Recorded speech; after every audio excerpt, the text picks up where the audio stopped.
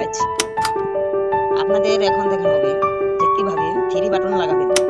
প্রথমে এই যে একটা সেটিং নামে অপশন সব ফোনেই থাকে, এই যে আমি দেখাচ্ছি। এই যে আপনার সেটিং, এই সেটিংটিতে ক্লিক করবেন। তারপরে এখানে দেখবেন লেখা আছে যে ফিচার্স, এই অপশনে ক্লিক করে দেখতে পাবেন যে এখানে এই যে রয়েছে যে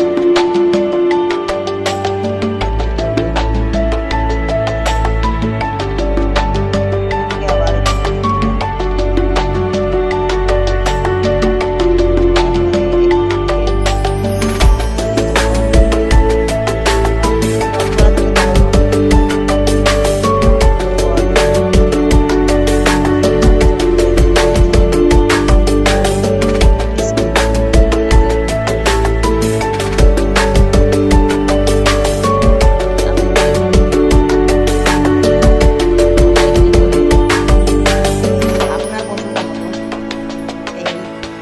চার্চের ভিতর যেকোনো একটি বেছে নিতে পারবেন।